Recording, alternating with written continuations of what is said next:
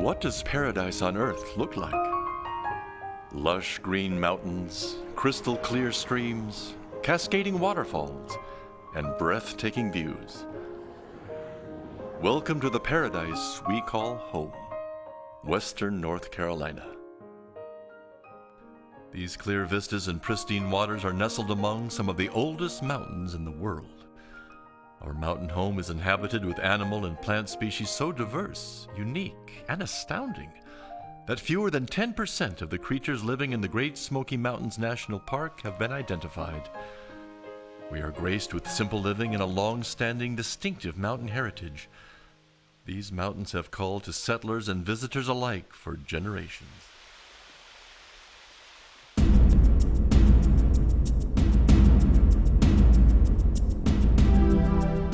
How is it that such a beautiful region has become so threatened over the years? How is it that the rain that now falls on Mount Mitchell has become more acidic than lemon juice? Our region sits at a crossroads. Either we go the way of bigger cities or we forge our own path, maintaining balance between development and growth and preserving our natural habitats and mountain culture. The Western North Carolina Alliance is dedicated to working toward solutions on a grassroots level, bringing people together to address critical environmental issues facing our mountain communities. Esther Cunningham, the founder of the Western North Carolina Alliance, recalls how an organized group of citizens in 1982 refused to allow the Forest Service and large corporations to prospect for oil and gas in their national forest. My husband is an outdoorsman, and he was seeing the clear cutting, and he didn't like it. They were clear cutting and burning. We had heard that in Kentucky and other places, the water in the town had been polluted, the streams had been burned, and wildlife couldn't get a drink, the fish were destroyed. We went to the Community Development Organization and said, hey, we got to do something and stop this. We found some big trucks exploring for gas and oil. We publicized that, and they didn't stay long. They went away. Esther and her newly formed coalition set a high standard for protecting the environment. Today, the Western North Carolina Alliance is working in 4 basic areas: forest preservation, clean air, clean water, and sustainable development. I've been involved with the Western North Carolina Alliance almost since it started. And I was hiking one day, and I came over the mountain, and all of a sudden, right down beside the trail, there was this huge clear cut that had just been done like 6 months ago. It looked like a war zone. And I was devastated and then angry and said, you know, this shouldn't be happening to these mountains and to these forests. That was the point at which I said, I've got to get to work and see if there are other people who feel the way I do and organize with those people to try to stop this policy, which is basically harming our mountains and destroying our scenery. We got literally thousands and thousands of people involved, and we had parades, we had protests, we had petitions with like 15,000 people signing up. We got that sale reduced from 200 acres to 10 acres. Got the area turned into a hiking trail and a recreation area and a camping area. We realize that forest protection goes beyond our public land. We also promote the use of sustainable forest practices on private lands. Unfortunately, there are bigger threats to our forests than what happens within their borders. Our air and water, as well as our natural landscapes, are being threatened and continue to be central issues for us as well. Well, as a physician, I tend to see a lot of the end result of an unhealthy environment. In this particular region, the air quality has been really problematic in the last 10, 20 years. And we've seen a lot of asthma, allergy problems increasing, especially in our younger patients. And that's really troubling for me.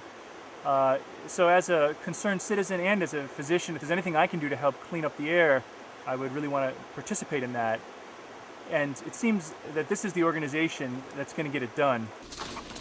The reputation of our North Carolina mountains as a beautiful place to live can also be a challenge. The desire for development, both residential and commercial, is strong in this region. We continue to lobby for responsible use of our land and natural resources. We used to sit around on the porch of my uncle's shed out at our family farm. We'd sit there every Sunday afternoon. We'd complain about all the houses going up on the ridges and all the people building down next to the river and next to the creeks. Growing up in the mountains, you know, they told us that we weren't supposed to get involved, that somebody else would do that for us. It was always the same old people that would be involved. There's nothing you could do about it. It went on, and finally one day I just got tired of it. And I said, I'm going to get out and do something about it. The first thing that got me involved with the Alliance was when we formed a group here in Macon County called Macon Tomorrow. It's just a group of citizens that got together, and we decided that there was so much going around at the time that natives are against land use planning, they're against you know, environmental regulations, those kinds of things. That just wasn't true. So we decided we were going to be the other voice. I wanted to get out and make sure that people knew that it was okay for us natives to speak up about it. People outside the area knew that it wasn't outsiders versus natives. It wasn't at all. My name is Simone Bouillet, and I've been living here about 3 years now. I moved here from Chicago, where I was born and raised, and I'd always wanted to live outside of a large city. I always wanted to know what it would be like to live in a small town, in a community where everybody does know you and everybody cares. We're all part of taking care of this area and making sure that each one of us has a place in it. I don't know what makes this place so different or special. It could be organizations like WNCA that are out there making sure the politicians listen to what it is the community wants and needs. The Western North Carolina Alliance. People with diverse backgrounds and common goals.